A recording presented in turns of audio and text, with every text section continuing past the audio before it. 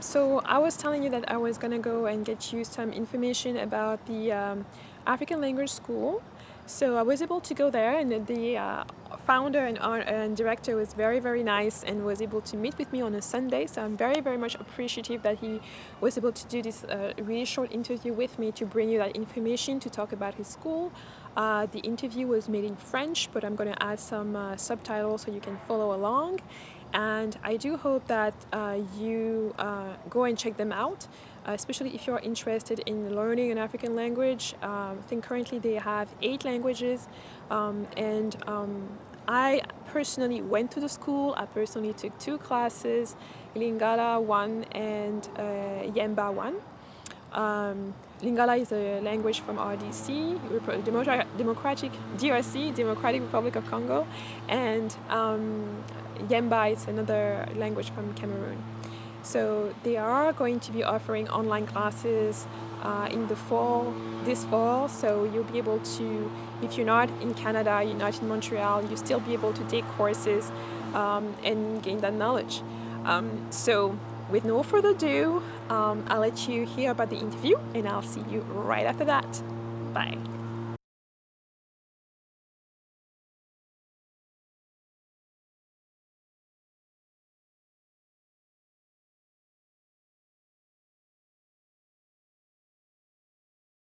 Donc, est-ce que tu peux nous parler un peu de Ella Jumbo? Oui, alors pour parler de la Jumbo, je dirais que c'est l'école de langue africaine. Donc en fait, ELA veut dire école de langue africaine et Jumbo signifie bonjour en Swahili. Donc c'est une école qui donne des cours de langue de l'Afrique subsaharienne. On donne les langues ici présentes, le Lingala, le Yemba, le Bambara, le Swahili, le Wolof, le Bassa, le Kikongo, le Chiluba. Donc pour l'instant, on donne ces langues-là, ces 8 langues-là. Et on est justement en processus pour ajouter des nouvelles langues. On essaie d'ajouter à peu près 1 ou 2 langues par session. Et on est aussi dans le processus d'offrir des cours en ligne. Donc pour l'instant, on donne des cours en classe. Et on donne des cours à l'école à Montréal. Des cours en classe, en groupe et des cours privés.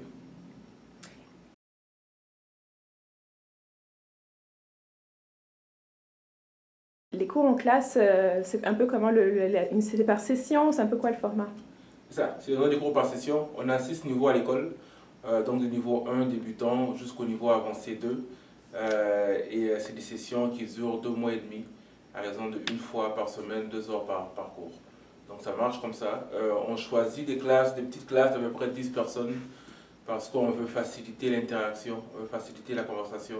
Donc à partir de 20 personnes, ça devient un peu lourd. À 10 personnes, on pense que c'est bon. Et justement, ça marche comme ça. Et puis ça va assez bien par session. Là, on vient de terminer la session d'été. On commence la session d'automne à la fin septembre. Et par session, on vise à peu près peut-être de 7 à 10 classes. Donc chaque langue, et puis il y a différents niveaux selon les langues. Et pour les cours en ligne, comment ça se passe? Pour les cours en ligne, ça va arriver en septembre, à la fin du mois de septembre. Là, ça sera carrément, en fait, on aura une plateforme en ligne. Et donc, c'est la même formule, donc c'est le même concept du cours. Et donc, l'étudiant aura un rendez-vous avec son enseignant en ligne, un rendez-vous hebdomadaire où le prof, justement, va pouvoir donner son cours. Et aussi, on peut avoir des cours de groupe en ligne. Donc, ce n'est pas seulement privé, on peut avoir des cours où vous êtes plusieurs sur la même plateforme avec l'enseignant qui donne les cours et tout le monde est connecté un peu à travers le monde. C'est ça la magie de l'Internet. Et puis aussi, peut-être, s'il y a des personnes qui veulent apprendre une langue qui n'est pas encore sur le cursus, est-ce qu'il y a une flexibilité là, ou sont les 8 langues qui sont toujours enseignées en rotation? Non, exactement. Très bonne question. En fait, ça, c'est quelque chose que nous, on offre depuis qu'on a fondé l'école. C'est que si la langue que vous voulez apprendre, par exemple, n'est pas sur notre répertoire pour l'instant, on peut toujours proposer. Donc la personne peut proposer la langue qu'elle va apprendre. À ce moment-là, on a une banque d'enseignants assez large et on va aller puiser justement dans la banque d'enseignants pour vous offrir la langue que vous voulez, soit en privé ou soit encore mieux, vous pouvez venir avec la famille, vos frères, vos soeurs, vos amis et on peut faire un petit groupe où on va vous offrir la langue en groupe, quoi. Et donc, est-ce que tu peux nous parler un peu des professeurs, des enseignants à l'école? Oui, les enseignants ils sont magnifiques. En fait, c'est la colonne vertébrale de l'école, c'est les enseignants. Nécessairement, je veux dire, on a des profs ici qui sont professeurs, enseignants de formation, mais je dirais c'est à peu près 30%. 70%, ce n'est pas des enseignants de formation comme tels, mais c'est des gens qui ont cette passion, qui ont cet amour pour les langues africaines et pour la culture africaine. Et ce qu'on fait là, Jumbo, c'est qu'on forme nos enseignants sur place. D'ailleurs, ce qu'on fait, c'est unique au pays. On est la première école de langue, et on est l'unique à l'instant qui donne des cours de langue africaine en classe. Donc, on ne s'attend pas que les gens viennent avec un bagage, on les forme sur place, on a une formation pour ça. Et ça donne ça donne un beau résultat. Ça donne des gens qui sont passionnés par ce qu'ils font, des gens qui travaillent. Vraiment, notre but à nous, c'est de former des nouveaux yembaphones, lingalophones, pamparophones. Et quand les élèves sortent d'ici, ils voient. En fait, on peut voir un enseignant qui est passionné par ce qu'il fait, qui aime qu'est-ce qu'il fait, et un enseignant qui ne l'est pas.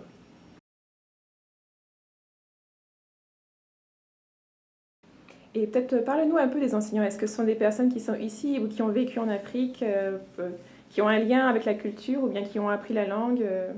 La plupart de nos enseignants, c'est des gens qui ont vécu en Afrique, je dirais pour 80% d'entre eux. C'est des gens qui ont un certain âge, on va passer la mi-quarantaine. Donc ils ont vécu en Afrique, la plupart peut-être une trentaine d'années et plus.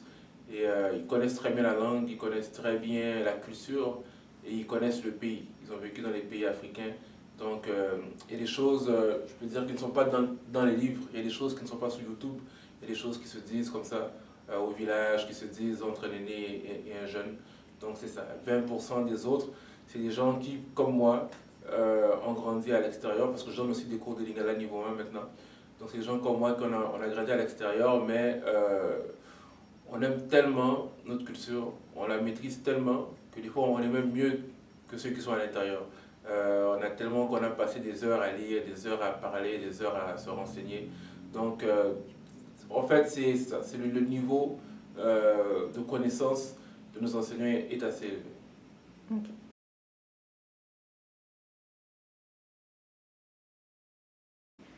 Donc maintenant, est-ce que tu peux nous parler peut-être un peu de pourquoi est-ce que tu as créé l'école? Bon, peut-être on a raté ce pas-là, mais peut-être de te présenter, de donner peut-être ton parcours et qu'est-ce qui t'a amené à créer l'école en fait. Très bien, ouais. En fait, moi, mon nom, je m'appelle Guy Serge Mayamba Luboya. Et donc, j'ai créé la Jumbo en septembre 2012. Mais on a vraiment commencé à être opérationnel, je dirais, en janvier 2014. Donc, il y a eu un an un peu où on était réactif, où les gens nous proposaient des cours et puis on donnait des cours comme ça. Mais à partir de janvier, je pense 2014, c'est là qu'on a commencé beaucoup plus à être beaucoup plus proactif et vraiment aller chercher en fait ce qu'on voulait. On a passé un an à peu près à tâter le terrain, à chercher du financement et des trucs du genre. D'où est venue l'idée de créer l'école? Ben d'abord, justement, comme on est comme moi, comme je dis, on a grandi dans la diaspora. Moi, je suis congolais d'origine, mais j'ai grandi au Gabon. Après ça, j'ai grandi à Montréal.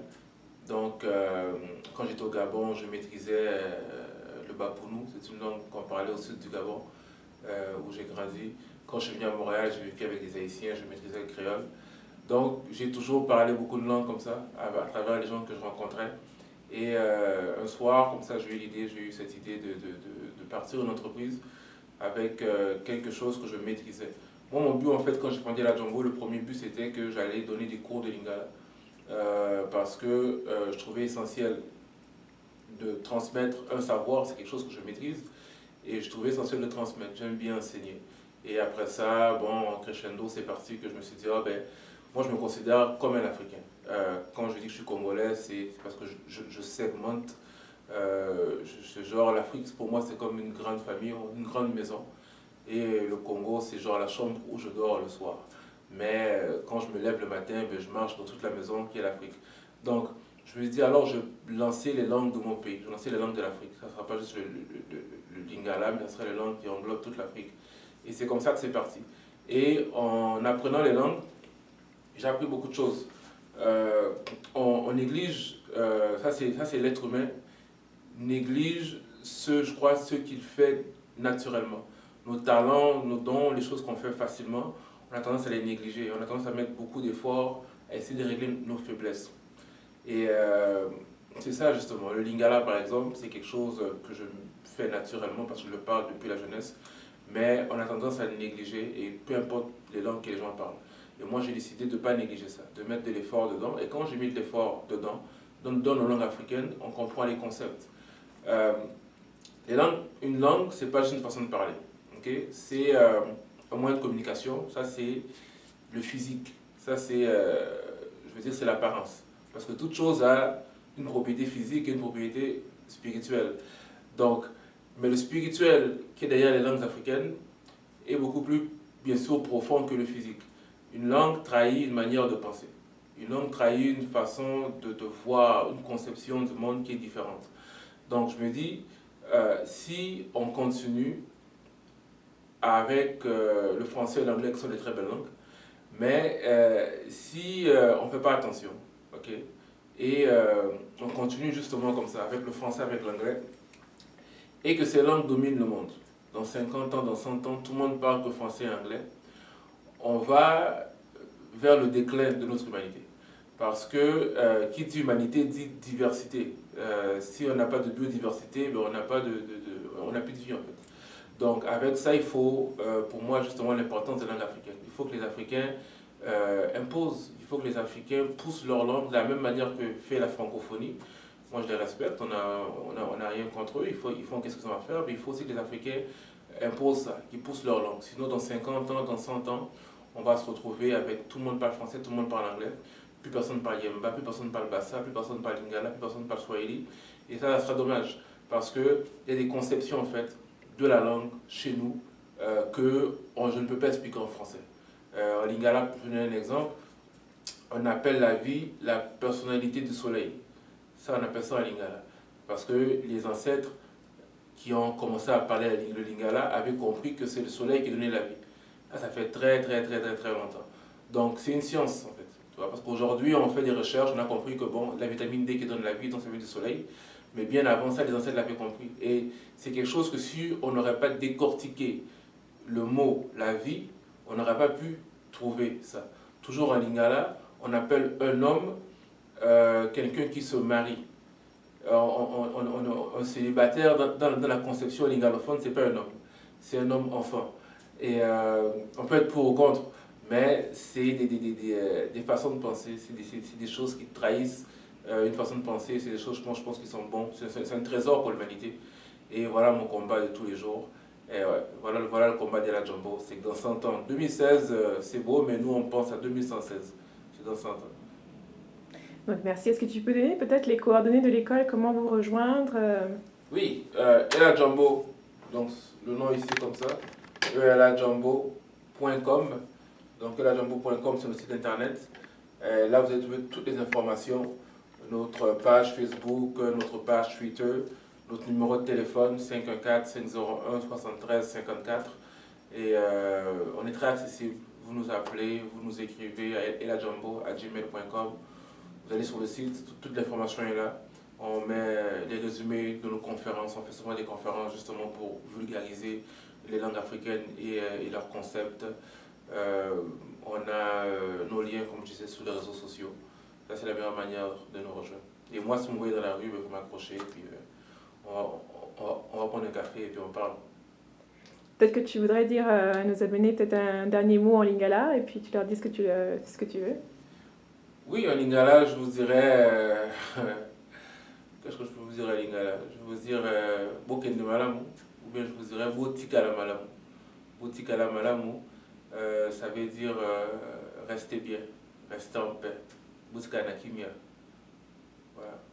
Merci beaucoup. Merci.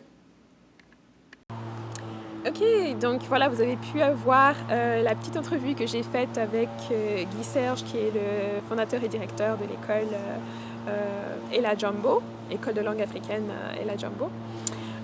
J'espère que vous allez aller chercher les informations, les voir sur le site web, les contacter. Comme il l'a dit, cet automne, ils vont avoir une plateforme, vous allez pouvoir avoir des cours à distance. Et puis, je vous encouragerai vraiment parce que son école, non seulement elle offre les cours, mais comme il l'a dit, c'est vraiment aussi avec des professeurs qui vont vous parler de la culture, qui vont vous parler de la pensée qui est derrière la langue, qui vont vraiment vous traduire l'essentiel que vous devez comprendre pour mieux justement, je pense, pour faire une meilleure utilisation en fait des mots, de votre compréhension des mots et du langage. Moi, je vous ai dit dans l'autre vidéo que ce qui m'importe beaucoup, ce qui est très très important, même plus important que la langue elle-même, c'est de comprendre la culture et de comprendre la pensée qui s'exprime à travers la langue. Donc moi je vous encourage et puis de les découvrir aussi. Donc je mettrai à la fin de la vidéo les contacts et qui seront aussi dans la boîte de description avec leur site internet, le lien pour la page Facebook pour aller vous abonner, juste liker la page et puis voir les différents posts aussi, vous allez voir les étudiants. Je pense que certains enseignants aussi sont dans le groupe. Juste vous familiariser et soutenir le frère. Comme il l'a dit aussi, s'il y a des langues qui ne sont pas offertes et que vous voulez apprendre, il y a possibilité de travailler avec eux pour voir s'ils peuvent vous trouver un professeur, pour trouver quelqu'un qui va pouvoir vous offrir ça. Donc je pense que la flexibilité, non seulement que c'est en ligne, mais aussi de trouver la langue qui vous parle le plus, ou d'apprendre aussi d'autres langues africaines. Comme je vous l'ai dit, moi j'ai sauté dans le Lingala et puis dans le Yemba, qui sont les langues différentes, qui ne sont pas mes langues maternelles, mais que j'ai eu beaucoup de plaisir à me familiariser avec et à comprendre beaucoup de choses. Je vous encourage aussi. Puis je pense que moi, là j'ai pas mal d'autres choses dans mes objectifs à faire, mais c'est sûr que dans le futur, je vais aller finir mon cursus de Lingala. Comme on vous a parlé, il y a différents niveaux. Moi, j'ai vraiment fait le numéro 1 de ces deux langues-là. Et puis, je compte faire beaucoup plus pour pouvoir avancer là-dedans. Je pense que c'est un atout à ne pas manquer, surtout quand on en a l'occasion. Vous avez le temps, surtout si vous êtes jeune, vous êtes encore à l'université. Prenez vraiment le temps, même pendant les vacances, d'améliorer votre connaissance de la langue et de la culture qui vient avec. Et puis, pourquoi pas, si vous avez l'opportunité d'apprendre une autre langue africaine. Moi, je pense que après le Lingala, Somali, ce sera sûrement le Swahili. Et voilà. Donc j'espère que ça vous a plu et puis que ça vous a peut-être donné le goût, vous aussi, d'apprendre une langue africaine, que vous soyez africain ou pas, ou que vous soyez de la diaspora. Je pense que maintenant, vous n'avez plus droit aux excuses maintenant. Si vos parents ne vous parlent pas la langue ou ne parlent pas la langue, voici maintenant, vous avez là un outil qui vous permettra d'en savoir plus et d'apprendre. Ok, donc si vous avez des questions, n'hésitez pas. Et puis, bien sûr, si vous inscrivez, moi ça me ferait plaisir si vous dites à Guy Serge que c'était à travers ma vidéo que vous avez pris connaissance de l'école. Et puis comme il a dit, vous pouvez toujours aussi lui envoyer un message par courriel, par email, pour lui dire bonjour ou pour lui dire les perspectives, pour parler des perspectives de la langue que vous voulez vous inscrire, etc. etc. Donc merci beaucoup, j'espère que ça vous a plu. Et bien sûr, laissez vos commentaires comme d'habitude et je vous vois dans la prochaine vidéo. Bye bye!